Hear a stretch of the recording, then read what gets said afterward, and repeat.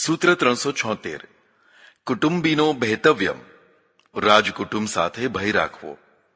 રાજાની સત્તાનો સદુપયોગ દુરુપયોગ તેમના કુટુંબીઓ કરી શકતા હોય છે, માટે તેમની સાથે ભય રાખવો, શત્રુતા કરવી નહીં.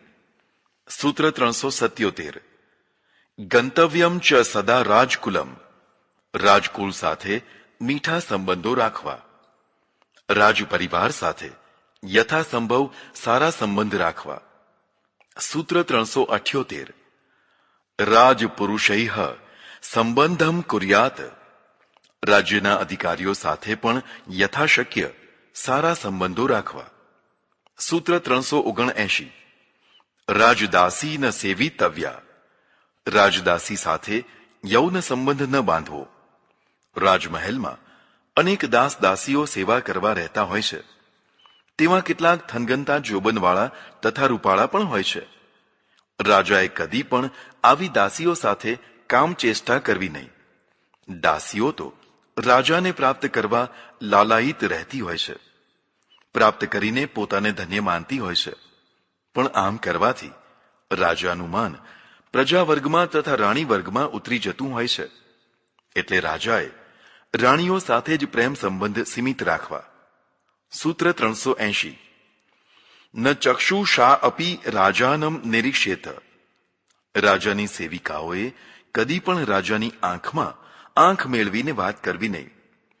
આમ તો આ નિયમ પૂરા રાજસેવકો માટે છે.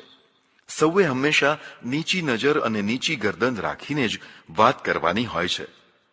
પણ જે સેવિકાઓ હોય છે તેમણે તો ખાસ નીચી નજરે જ બધો વ્યવહાર કરવો, કારણ ઘણા અનર્થો આંખ દ્વારા આવતા હોય છે.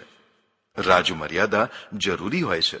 સૂત્ર 381 પુત્રે ગુણવતી કુટુંબિનઃ સ્વર્ગ ગુણવાન પુત્રો પરિવાર માટે સ્વર્ગ બરાબર છે. પાછલી જિંદગીમાં સંતાન સુખ જેવું કોઈ સુખ નથી અને સંતાન દુઃખ જેવું કોઈ દુઃખ નથી. રાજા અને બધાના પરિવારમાં ગુણવાન પુત્રો હોય તો તેમને એટલે રાજાને અને સૌને સ્વર્ગ જેવું સુખ મળતું હોય છે. સૂત્ર 382 પુત્ર વિદ્યાનામ પારમ ગમયિતવ્યા પુત્રોને વિદ્યામાં પારંગત કરાવવા. રાજાએ અને પ્રજાએ પણ પોતાના પુત્રોને ખૂબ વિદ્યા ભણાવીને વિદ્વાન બનાવવા જોઈએ. વિદ્યાહીન પુત્રો રાજગાદીના વારસદાર થાય તો તે સારી રીતે રાજ ચલાવી ન શકે. માટે રાજાએ તેમને બધી વિદ્યાના વિશેષજ્ઞ બનાવવા જોઈએ. સૂત્ર 383 જનપદાર્થ ગ્રામમ ત્યજેત જિલ્લાના હિત માટે ગામને ત્યાગી દે. ચાણક્ય રાજનીતિ સમજાવે છે કે થોડું જતું કરવાથી જો મોટો લાભ થતો હોય તો થોડું જતું કરે.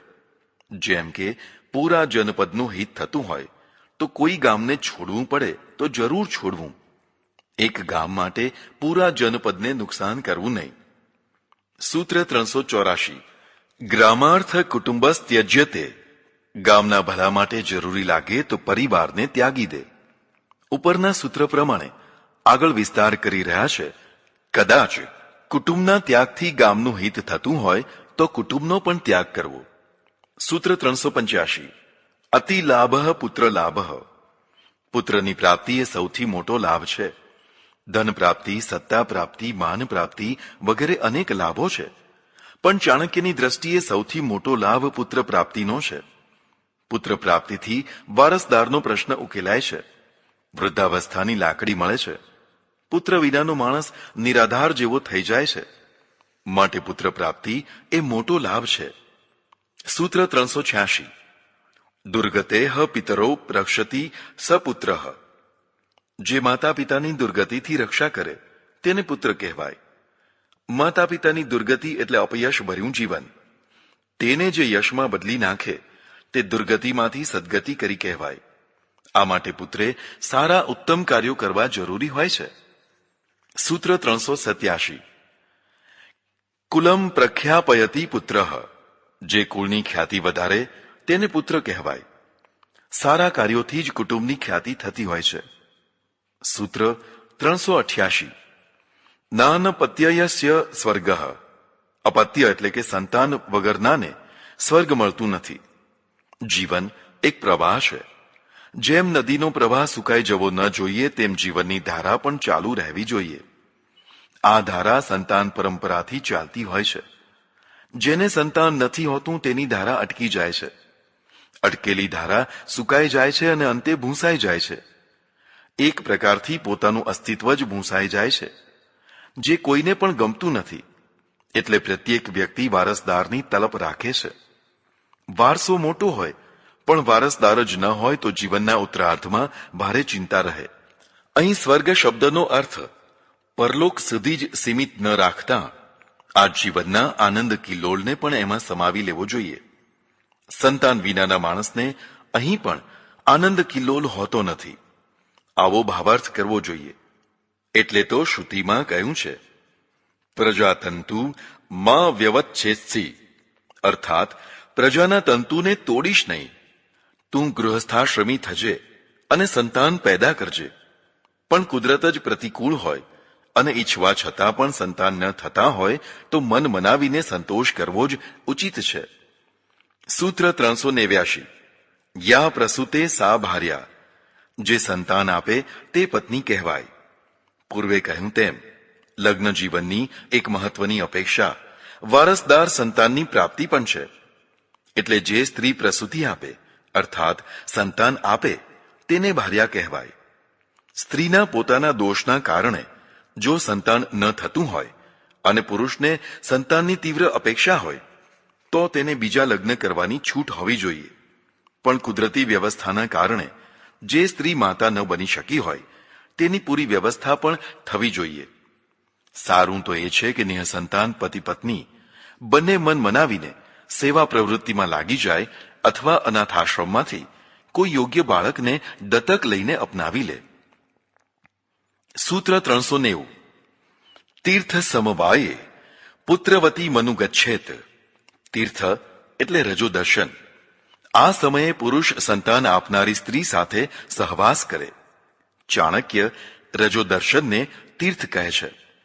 તીર્થ એટલે પવિત્ર સ્થળ, પવિત્ર વસ્તુ. રજ પવિત્ર છે, વીર્ય પણ પવિત્ર છે. બંનેના મિલનથી સંતાન જન્મતું હોય છે. એટલે રજને ઘૃણાસ્પદ માનવું કે સમજવું તે અશાસ્ત્રીય છે. તેનું સન્માન થવું જોઈએ, તિરસ્કાર નહીં. હા, સ્વચ્છતા જરૂરી છે પણ ઘૃણા જરૂરી નથી. બીજો મુદ્દો સ્ત્રી સાથેના સમાગમનો છે. જો તીર્થ પવિત્ર છે તો સમાગમ પણ પવિત્ર છે. તીર્થ હોય, વીર્ય હોય પણ સમાગમ જ ન હોય તો સંતાન પ્રાપ્તિ ન થાય. તો રામ કૃષ્ણ વગેરે વિભૂતિઓ પણ ન હોય. માટે સમાગમ પ્રત્યે ઘૃણા કે તિરસ્કાર ન રાખતા તે પણ એક પવિત્ર કર્તવ્ય છે એવો ભાવ રાખવો જરૂરી છે. સ્ત્રી સમાગમ પ્રત્યે જે તિરસ્કાર ફેલાવાયો છે તે ઉચિત નથી. પુત્ર પ્રાપ્તિ માટે એ જરૂરી છે અને જીવન માટે પુત્ર પ્રાપ્તિ પણ જરૂરી છે. એટલે તો ચાણક્ય રજને તીર્થ કહે છે. સૂત્ર 391. સતીર્થા ગમનાદ બ્રહ્મચર્ય નશ્યતિ. રજસ્વલાવસ્થામાં સ્ત્રી સાથે સમાગમ કરવાથી બ્રહ્મચર્યનો નાશ થાય છે. તીર્થ પવિત્ર છે તેમ કહ્યું, પણ તેની સાથે તેની મર્યાદા પણ જરૂરી છે. અર્થાત જ્યારે સ્ત્રી રજસ્વલા હોય ત્યારે પણ તીવ્ર કામી પુરુષ જો સમાગમ કરે તો તેનું બ્રહ્મચર્ય નષ્ટ થઈ જાય છે. અર્થાત તે 4-5 દિવસ સંયમ રાખવો જોઈએ. આ સૂત્રમાંથી આડકતરી રીતે એક બીજો ભાવ પણ નીકળે છે. રજસ્વલાના દિવસો સિવાય જે ગ્રહસ્થ સ્ત્રી સમાગમ કરે છે તેનું બ્રહ્મચર્ય નષ્ટ થતું નથી તે સ્વીકાર્ય છે. સૂત્ર 392. ન પરક્ષેત્રે બીજમ વિનિક્ષિપેત. પરસ્ત્રીમાં પોતાના બીજને વાવે નહીં. રાજા અને પુરુષોએ ધ્યાનમાં રાખવાનું કે ભૂલે ચૂકે પણ પરસ્ત્રી સાથે સમાગમ કરે નહીં. કારણ કે રાજાનું ઉત્તમ બીજ કુપરિણામી થઈ શકે છે. માનો કે કોઈ ગણિકા ઉપર મોહિત થઈને રાજા ગણિકા સાથે સમાગમ કરે અને તેના દ્વારા પુત્રી ઉત્પન્ન થાય તો તે પણ ગણિકા જ થાય. આમ રાજાની દીકરી રાજકુંવરી થવાની જગ્યાએ વેશ્યા થઈ શકે છે. માટે પોતાનું બીજ માત્ર પોતાના ક્ષેત્રમાં વાવવું જોઈએ. સૂત્ર 393. પુત્રાર્થા હિ સ્ત્રીય. પુત્ર પ્રાપ્તિ માટે જ પત્નીઓ હોય છે. લગ્ન સંસ્થાનો મૂળ ઉદ્દેશ સંતાન પ્રાપ્તિ છે. એટલે સ્ત્રીઓનું મુખ્ય કામ પુત્રો આપવા તે છે. જે સ્ત્રી સર્વોત્તમ પુત્ર આપે છે તે ધન્ય છે. તેનાથી ઉત્તમ રાજવંશ વધે છે અને ઉત્તમ પ્રજા પ્રાપ્ત થાય છે. સૂત્ર 394. સ્વદાસી પરિગ્રહો હિ દાસ ભાવ. પોતાની દાસી સાથે સમાગમ કરવો એ દાસ ભાવ જ કહેવાય. કેટલાક રાજા કે મહાપુરુષો પણ સતત સમીપમાં રહેનારી અને આકર્ષનારી દાસીની સાથે સંબંધ બાંધી બેસે છે. આ એક પ્રકારની ગુલામી જ કહેવાય છે, કારણ કે મન મર્યાદામાં રહ્યું નહીં. ન પીવાનું પાણી પી લીધું, તેથી અનેક અનર્થો થાય છે. મુખ્યતઃ ધર્મપત્ની દુઃખી થાય છે, તેની સાથે વિશ્વાસઘાત થાય છે, ઘરમાં કલહ થાય છે અને અશાંતિ વધે છે. ઉત્તમ તો એ છે કે આવી રૂપાળી નખરાળી દાસીઓને રાજાના સમીપે જવા જ ન દેવી. સામીપ્યથી કેટલીક વાર સારા માણસો પણ ભૂલ કરી બેસતા હોય છે. પત્નીની માફક પતિએ પણ પત્ની વ્રત પાળવું જરૂરી છે. સૂત્ર 395. ઉપસ્થિત વિનાશ પથ્ય વાક્યમ ન શૃણોતિ. જ્યારે વિનાશ થવાનો હોય છે ત્યારે માણસ હિતકારી વાક્યો સાંભળતો નથી. કેટલીક વાર એવું બને છે કે કુમાર્ગે પગલાં ભરનારને હિતબુદ્ધિ આપનાર ડાહ્યા શાણા ભલા માણસો હિતનો ઉપદેશ આપતા હોય છે, પણ પેલો તેને સાંભળતો નથી. તેને હિતવાક્યો પણ કડવા લાગે છે, કારણ કે તેનો વિનાશ નજીક આવી રહ્યો છે. સૂત્ર 396. નાસ્તિ દેહિનામ સુખ દુઃખા ભાવ. દેહધારીઓને સુખ દુઃખનો અભાવ કદી થતો નથી. જ્યાં સુધી શરીર છે ત્યાં સુધી જીવન છે. જીવનનો અર્થ થાય છે સુખ દુઃખનો અનુભવ. સુખ દુઃખ શરીરના માધ્યમથી અનુભવાતા હોય છે અને તે વાસ્તવિક છે. હું આત્મા છું, મારે સુખ દુઃખ નથી. આવી ધારણા કાલ્પનિક છે, સત્ય નથી. ખરેખર તો શરીર વિના આત્માનો અનુભવ થતો નથી. માટે આત્માની વાતો પણ દેહધારીઓ કરતા હોય છે. એટલે શરીર હું નથી એવી કાલ્પનિક ધારણા ન કરે. સુખ દુઃખ પણ છે જ અને તેનો અનુભવ પણ છે જ. તે માયા કે અજ્ઞાનથી નહીં પણ સત્ય રીતે થાય છે. એટલે સુખો વધે કે દુઃખો ઘટે એ જ પ્રથમ સાધના છે, તે કરવી. સૂત્ર 397. માત રમીવ વત્સાહ સુખ દુઃખાની કર્તા રમેવાનું ગચ્છંતી. વાછડા જેમ પોતપોતાની માતાની પાસે જાય છે, તેમ સુખ દુઃખો પણ પોતપોતાના કર્તાની પાસે જાય છે. કર્મ ભોગવવા જ પડે છે. કર્મના ફળ પોતપોતાના કર્તાને ખોળીને સુખ દુઃખ ભોગવાવે છે. માટે હું કરતા નથી તેવો ભાવ રાખવો નહીં. જીવાત્મા પોતે જ કર્તા ભોગતા છે. તે શરીર દ્વારા કર્મ કરે છે અને પછી ભોગવે છે. હું તો આત્મા છું, કર્તા ભોગતા નથી. તેવી મિથ્યા ધારણા બાંધી લેવાથી કર્મો છોડતા નથી. આત્મા આત્મા બોલનારને પણ અગ્નિનો સ્પર્શ બાળે જ છે. માટે વાસ્તવવાદી થવું, કલ્પનાવાદી ન થવું. સૂત્ર 398. તિલમાત્ર મપ્યુપકારમ શૈલ વન્મન્યતે સાધુઃ. સજ્જનો કોઈના તલ જેટલા ઉપકારને પણ પર્વત જેવો મોટો માને છે. જે સજ્જનો છે તેમનું પ્રથમ લક્ષણ છે કૃતજ્ઞતા, અર્થાત કોઈના કરેલા ઉપકારને હંમેશા યાદ રાખવો. દુર્જનો કૃતજ્ઞ હોય છે. તે ઉપકારને ભૂલીને ઉપરથી અપકાર કરે છે. માટે કદી પણ કૃતજ્ઞ ન થવું. ઉપકારોને હંમેશા યાદ રાખવા. સૂત્ર 399. ઉપકારો અનાર્ય સ્વ કર્તવ્ય. દુર્જનો ઉપર ઉપકાર કરવો નહીં. દુર્જનો ભસ્માસુર જેવા હોય છે. જે મહાદેવે તેને વરદાન આપ્યું હતું તે જ મહાદેવને બાળવા તે કામે લાગી ગયો હતો. દુર્જનો પણ આવા જ હોય છે. જે સજ્જનો તેમનું ભલું કરે તેને જ તેઓ સતાવતા હોય છે. માટે આવા નીચ દુર્જનો ઉપર ઉપકાર કરવો નહીં. સૂત્ર 400. પ્રત્યુપકાર ભયાદ નાર્ય શત્રુ ભવતી. નીચ દુર્જન ઉપકારી પુરુષનો શત્રુ થઈ જાય છે. આ વાતની સ્પષ્ટતા ઉપરના સૂત્રમાં આવી ગઈ છે. સૂત્ર 401. સ્વલ્પમપ્યુપકાર કૃતે પ્રત્યુપકારમ કર્તુ માર્યો ન સ્વપીતિ. નાના નાના ઉપકારોનો પણ બદલો ન વળાય ત્યાં સુધી સજ્જનને ઊંઘ આવતી નથી. જે સજ્જન હોય છે તે કોઈનું ઋણ ચૂકવ્યા વિના રહેતો નથી. કોઈએ થોડોક ઉપકાર કર્યો હોય તો પણ તેનો બદલો વાળી દેતા હોય છે. બદલો ન વળાય ત્યાં સુધી તેમને શાંતિ રહેતી નથી. સૂત્ર 402. ન કદાપી દેવતા વમંતવ્યા કદી પણ દેવસ્થાનોનું અપમાન કરવું નહીં. બને ત્યાં સુધી કોઈનું પણ અપમાન કરવું નહીં, પણ પવિત્ર દેવસ્થાનોનું તો કદી પણ અપમાન કરવું નહીં.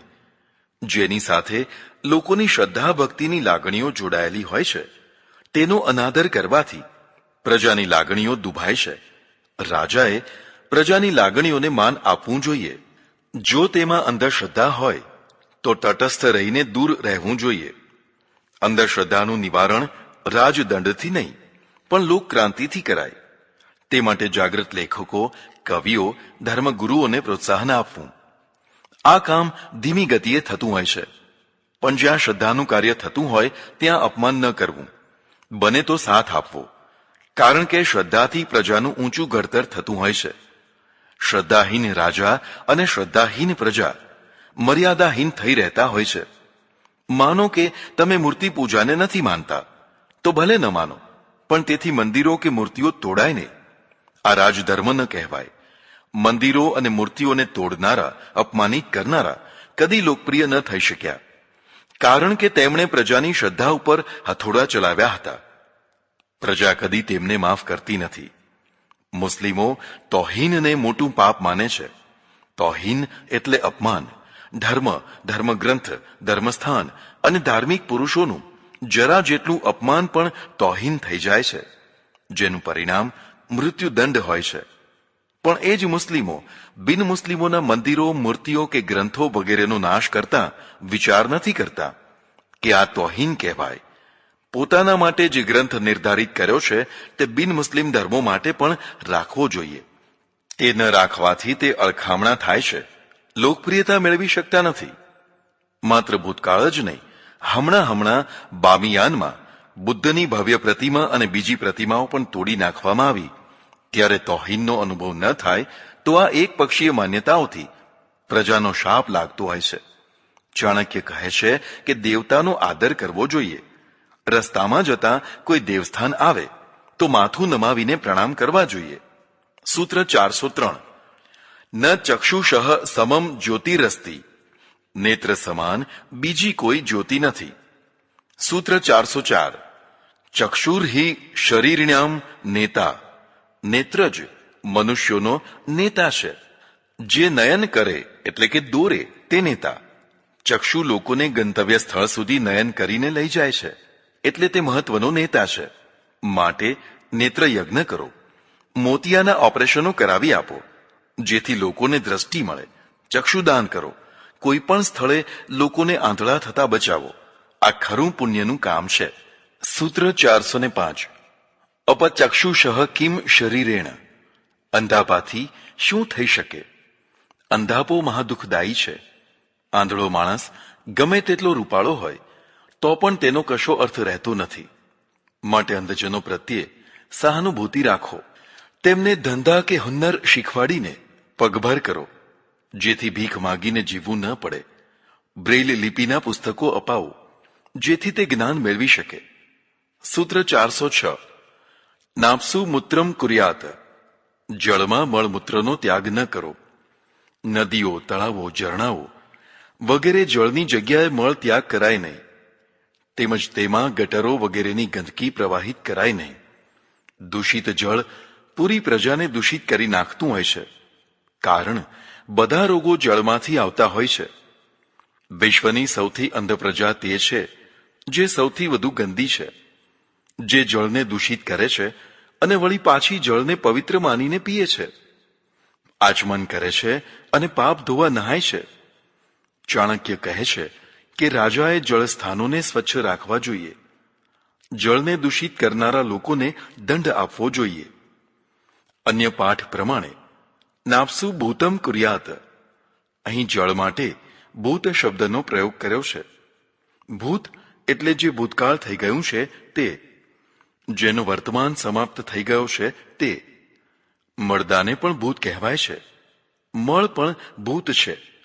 તેને સજીવન પવિત્ર પાણીમાં નાખીને અપવિત્ર કરવું તે મહાપાપ છે. કાશ્મીરમાં શિકારામાં રહેનારા લોકો ડલ ઝીલમાં જ મળમૂત્ર કરતા હોય છે અને પછી એ જ પાણીનો ઉપયોગ પણ કરતા હોય છે. આ અત્યંત ઘૃણિત કહેવાય. મળમૂત્રને ભૂતમાંથી ભવિષ્ય બનાવવું હોય તો તેનું ખાતર બનાવો. તે ભવિષ્ય થઈને અનાજના ભંડાર ભરી દેશે. સૂત્ર 407. ન નગ્નો જલમ પ્રવિશેત. નગ્ન થઈને જળ પ્રવેશ કરવો નહીં. નગ્નતા તો બીજે ક્યાંય પણ જાહેર સ્થળોમાં માન્ય નથી હોતી. આ સભ્યતા છે. જાહેર સ્થળોમાં નગ્ન કે અર્ધનગ્ન સ્થિતિમાં હરવું ફરવું તે અસભ્યતા છે. તેમ ન કરાય. તેમાં પણ સ્ત્રીએ તો હંમેશા સભ્યતાપૂર્ણ પોશાક પહેરવો. સ્ત્રીઓની નગ્નતા છાકટા વૃત્તિને પ્રોત્સાહિત કરે છે. તેનાથી સ્ત્રીઓ પોતે અસુરક્ષિત થઈ જાય છે. એટલે જાહેર જીવનમાં નગ્નતા માન્ય નથી હોતી. પણ જળમાં સ્નાનાદિ કરવા સ્ત્રી પુરુષોએ કદી પણ નગ્ન થઈને નાહવું નહીં. આ મર્યાદા છે. સૂત્ર 408. યથા શરીરમ તથા જ્ઞાનમ. જેવું શરીર તેવું જ્ઞાન. આ વાત જલ્દી ગળે ઉતરે તેવી લાગતી નથી. અષ્ટાવક્ર જેવા કદરૂપા માણસો પણ જ્ઞાની હોઈ શકે છે, અને કેટલાક રૂપાળા માણસો પણ અજ્ઞાની હોઈ શકે છે. તો પછી ચાણક્યે આવું કેમ લખ્યું હશે? એક માન્યતા એવી છે કે ચામડીના રંગ પ્રમાણે પ્રજાવર્ગની બૌદ્ધિક ક્ષમતા હોય છે. આવી માન્યતા ધરાવનારા કહે છે કે વિશ્વમાં જે કાંઈ મહત્વનું છે તે બધું ગોરી ચામડીવાળા વર્ગે આપેલું છે. કાળી ચામડીવાળા વર્ગે ખાસ કાંઈ આપ્યું નથી. આર્યોની ગોરી ચામડી હતી. પશ્ચિમ અને મંગોલ વંશીઓની ગોરી ચામડી હતી અને છે. આ લોકોએ વિશ્વને જેટલું જ્ઞાન વિજ્ઞાન આપ્યું છે તેટલું બીજા કોઈએ આપ્યું નથી. પશ્ચિમની જ વાત કરીએ. તેમણે મોટાભાગની વૈજ્ઞાનિક શોધો વિશ્વને આપી અને અત્યારે પણ નવી નવી શોધો કરી રહ્યા છે. તેમણે ધર્મને વ્યવસ્થિત રૂપ આપ્યું. જો કે શરૂઆતમાં ઘોર અસહિષ્ણુતાના કારણે ભયંકર અનર્થો કર્યા, પણ પછી ધર્મને સેવાનું રૂપ આપ્યું અને વિશ્વભરમાં પછાત ક્ષેત્રોમાં સેવા પ્રવૃત્તિઓ શરૂ કરી. તલવારની સાથે ધર્મગ્રંથને રાખવાની જગ્યાએ ધર્મગ્રંથને સેવાની સાથે મૂક્યો અને ફેલાયા. બીજા કેટલાક તલવારના જોરે ફેલાયા. આપણે હિન્દુઓ ન તો તલવાર રાખી શક્યા ન તો સેવા રાખી શક્યા. આપણે આપણા જ ભાઈઓને હડધૂત કર્યા. એનો લાભ બીજાઓને મળ્યો. હડધૂત થયેલા લોકોને પશ્ચિમના ધર્મોએ સ્વીકાર્યા, ભણાવ્યા, ગણાવ્યા અને પ્રતિષ્ઠા અપાવી. આજની મોટાભાગની રમતો પશ્ચિમની દેન છે. આ બધી રમતો વિશ્વભરમાં ફેલાઈ ગઈ છે. આ રમતો બહુ જ ખર્ચાળ હોવા છતાં તેનો જ પ્રચાર છે. પશ્ચિમની ખર્ચાળ જીવન પદ્ધતિથી તેમનું અર્થતંત્ર સમૃદ્ધ બને છે. કશું જ મફત નહીં, બધાની ટિકિટો. આ કારણે રમતવીરો, કલાકારો, કવિઓ, લેખકો, શિલ્પકારો વગેરે બધા સમૃદ્ધ થાય છે. આજે ક્રિકેટરો કરોડાધિપતિઓ હોય છે. ચિત્રકારોના ચિત્રો લાખો અને કરોડોમાં વેચાય છે. સિને કલાકારો પણ નામ સાથે કરોડો કમાય છે. પુસ્તકોના લેખકોને રોયલ્ટી મળે છે.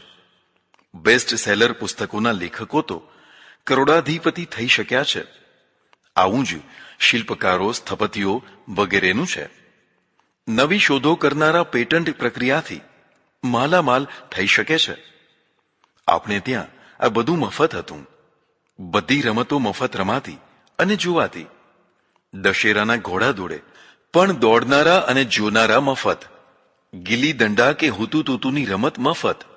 રામલીલા, નાટક કે બીજી મદારીની રમતો બધું જ મફત. લોકોની પાસેથી ભીખ માગી અને પૈસો મેળવવાનો, કોઈ ચાર્જ નહીં.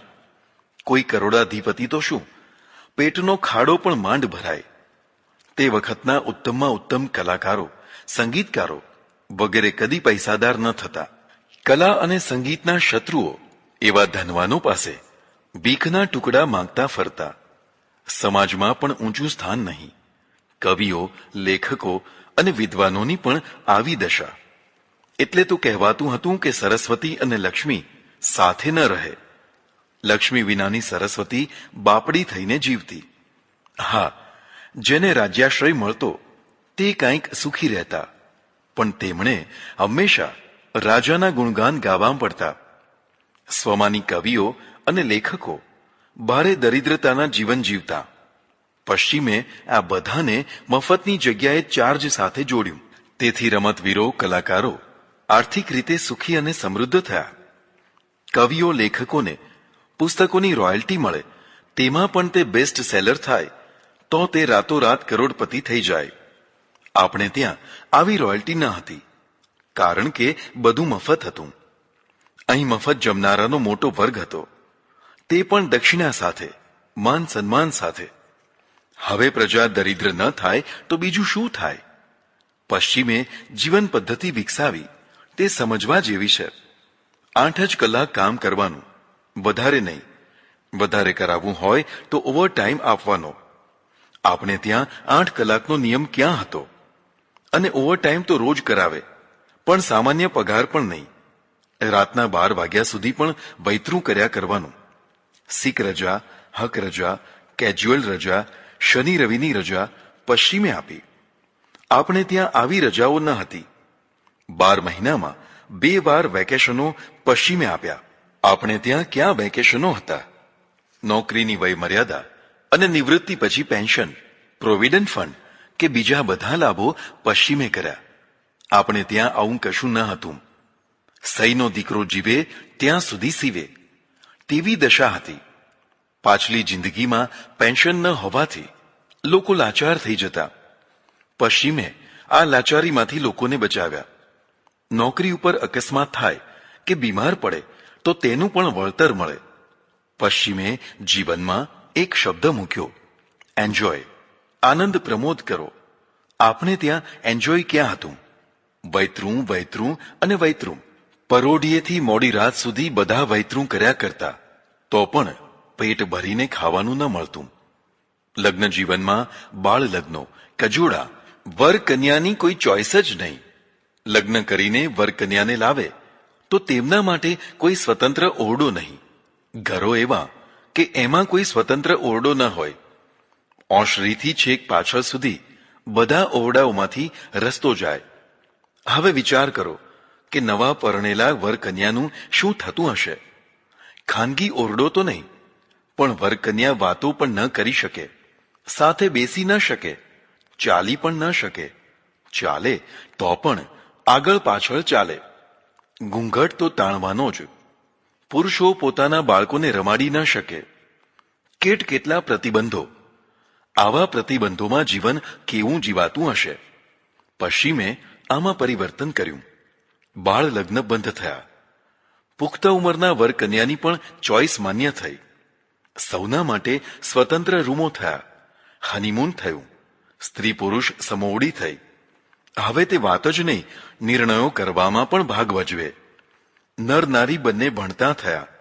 આ બધું પશ્ચિમથી આવ્યું. જો આને પશ્ચિમી સંસ્કૃતિ કહેવી હોય અને તે ખરાબ હોય તો આપણે આ બધું છોડી દેવું જોઈએ અને પૂર્વમાં હતા ત્યાં આવી જવું જોઈએ. કહેવાની જરૂર નથી કે આવું કરવા કોઈ તૈયાર ન થાય. પશ્ચિમે નારી સન્માન આપ્યું.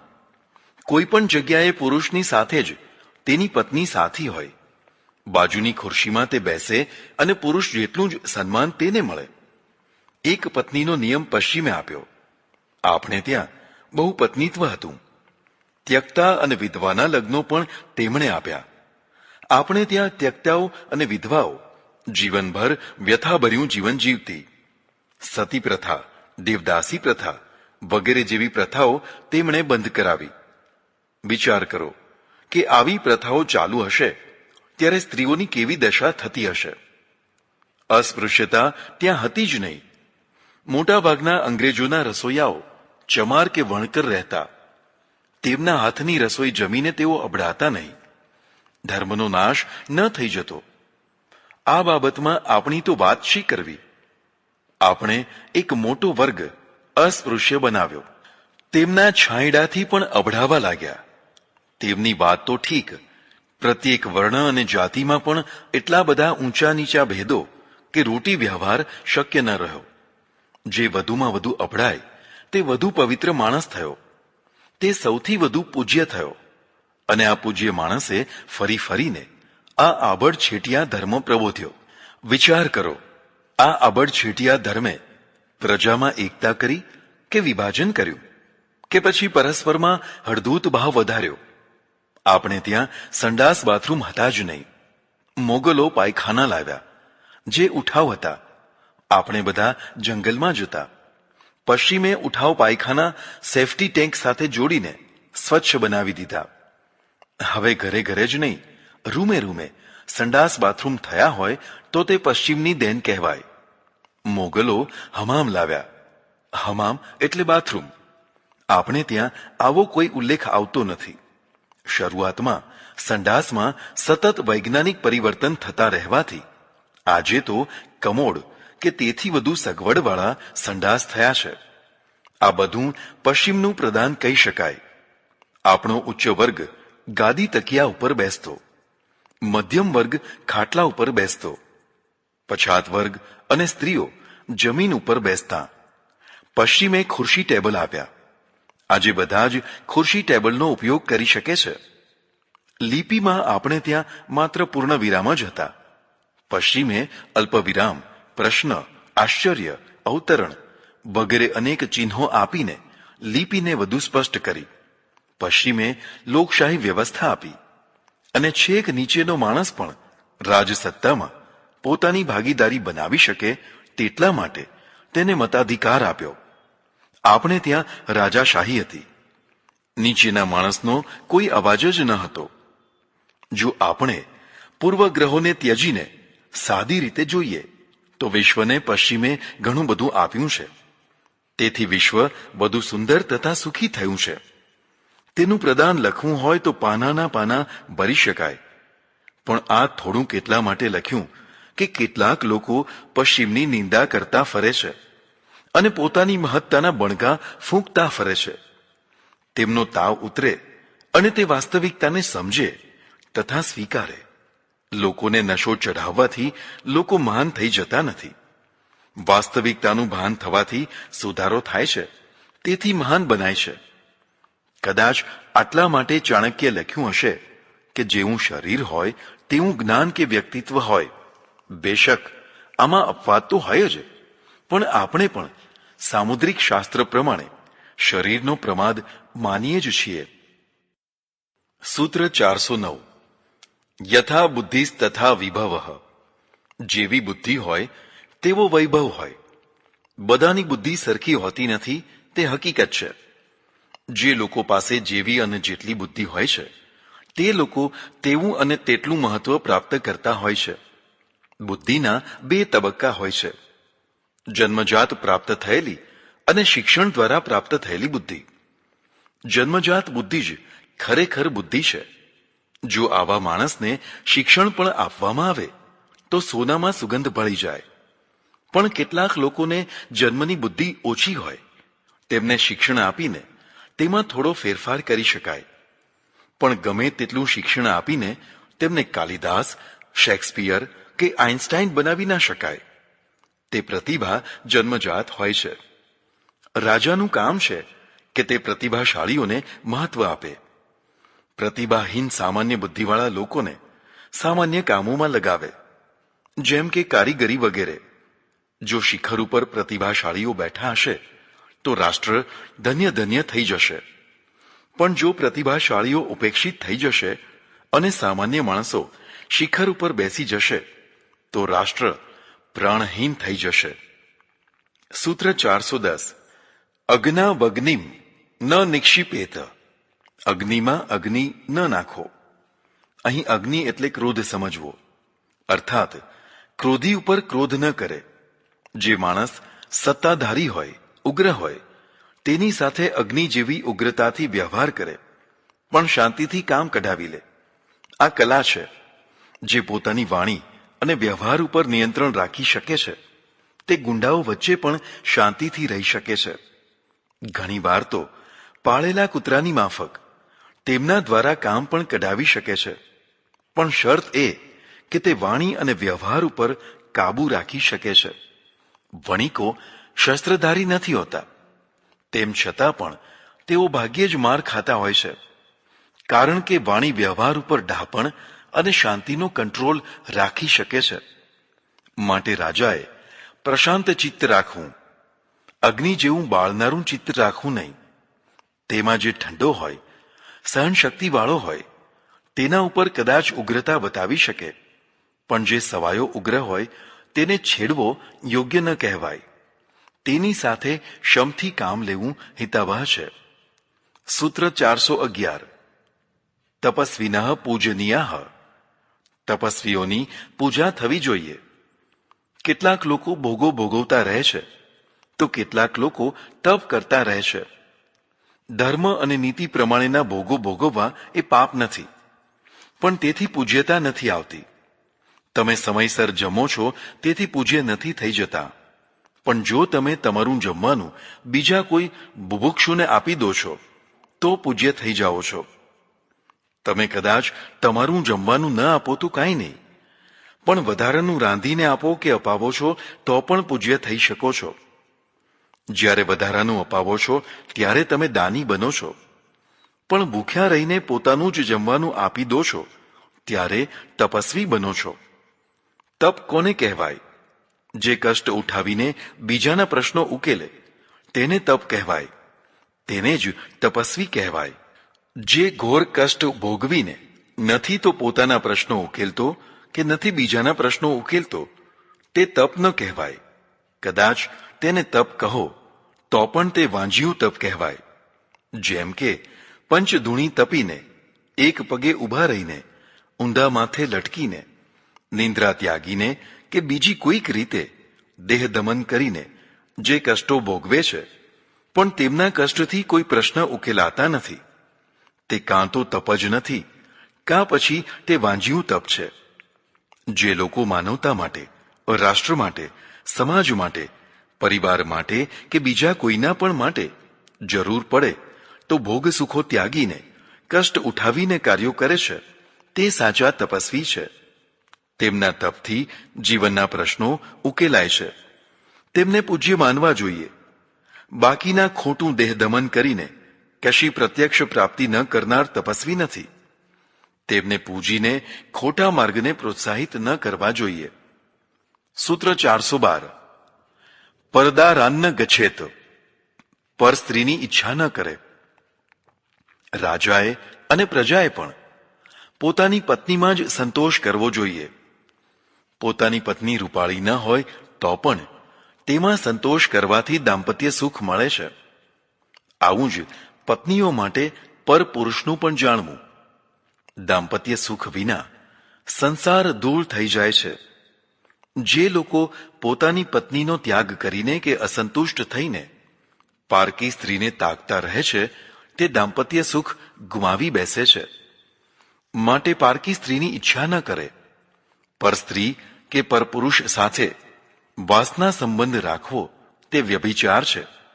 તેનાથી રાજા પ્રજાએ મુક્ત રહેવું.